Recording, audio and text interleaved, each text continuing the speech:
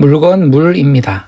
먼저 왼쪽에 있는 글자는 소우라고 하는 글자이고요. 오른쪽의 글자는 말물이라고 하는 글자입니다. 먼저 소에 해당하는 부분부터 보겠습니다. 소의 머리를 그린 것인데요. 여기가 소의 뿔입니다. 지금의 문자에는 이렇게까지만 그려졌습니다. 이 부분은 정수리에 해당하겠고요. 여기 이렇게 표현이 됐습니다. 그리고 얼굴 전체를 그려야 하는데 상당히 많이 단순화시켰습니다. 그래서 이 부분이 얼굴 전체를 가리키는 부분이 되겠고요. 이렇게 그려졌습니다. 여기는 양쪽 귀 부분을 표현한 것 같습니다. 문자에서는 이렇게 나왔습니다. 그래서 선을 조금 더 부드럽게 연결을 해보면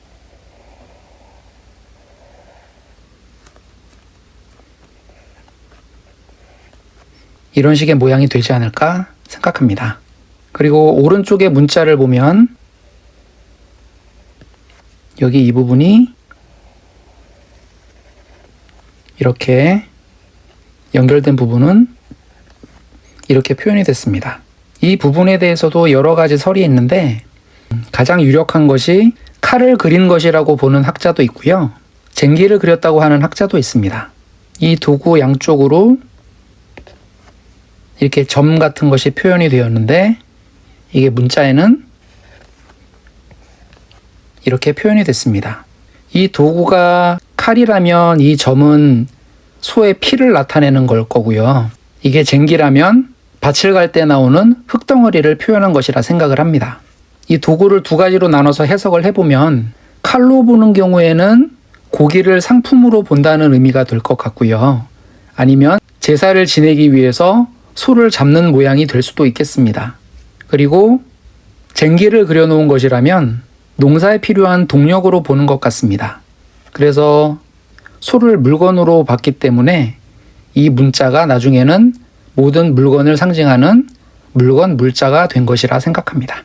모방입니다. 갑골문에는 이런 모양으로 나왔습니다. 무엇을 그린 것인지에 대해서는 의견이 분분한데요. 저는 쟁기를 그린 것으로 보는 게 가장 타당해 보입니다. 쟁기의 중심을 이루는 자로 부분이고요.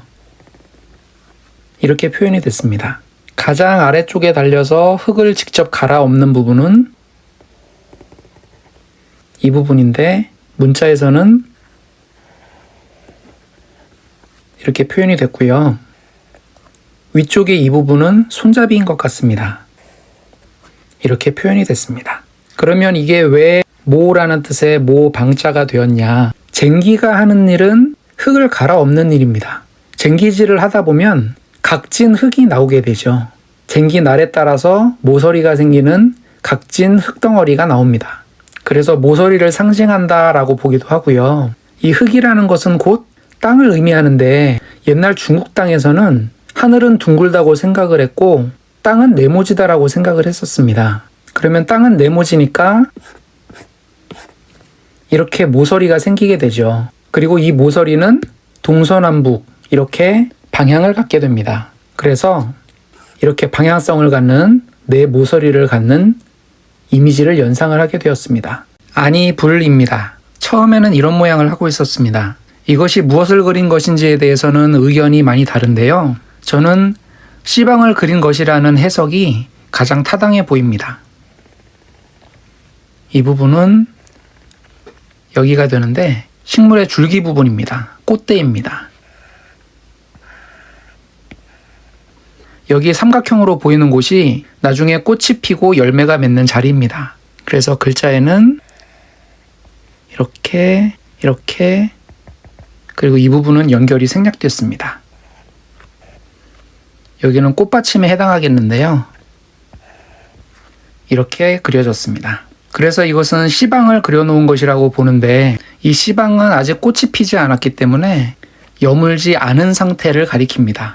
이 씨방이 여물어야지 꽃이 피고 열매를 맺어서 우리가 곡식을 얻을 수 있는데 아직은 그렇지 못하다는 의미입니다.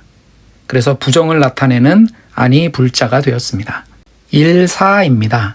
옛날 기록에는 이런 모양으로 나타났습니다. 크게 두 부분으로 나뉩니다.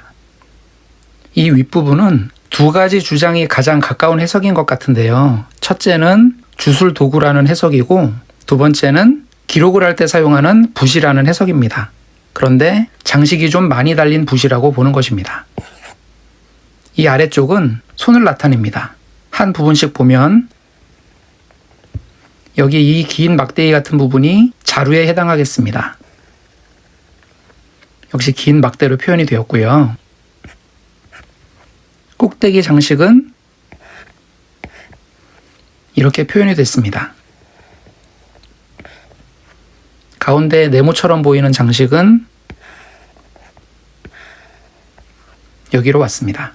그리고 이제 아래쪽 부분은 이 부분이 이렇게 그려졌고요. 여기가 이렇게 됐습니다. 그래서 손가락이 3개밖에 안 보이지만 손을 그린 것입니다. 그래서 이 문자의 의미를 해석을 해보면 이 주술도구라고 하는 것은 전쟁 등을 앞두고 있을 때 신에게 제사장이 무당이 물을 때 사용하던 것입니다. 그렇기 때문에 이 도구는 정치와 관련이 되죠. 그리고 붓이라고 하는 것도 관직에 있는 사람들이 기록을 할 때 사용했던 것이기 때문에 정치하고 관련이 됩니다. 그래서 이 문자는 이런 일을 하던 관직에 있던 사람들을 나타내는 말이었었는데, 나중에는 이 사람들이 처리하던 업무, 이 사람들이 처리하던 일을 가리키는 의미로 바뀌어 사용하게 되었습니다. 윗 상자입니다. 아주 단순한 문자라 만들어야 하나 고민을 좀 했는데 그냥 한번 만들어 봤습니다. 이 글자의 처음 모양은 이렇게 생겼습니다. 이 아랫부분이 이 부분이 되었는데요.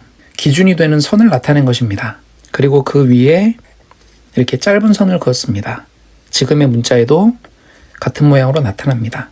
그래서 이 기준선보다 위쪽에 있다는 것을 표시를 한 것입니다.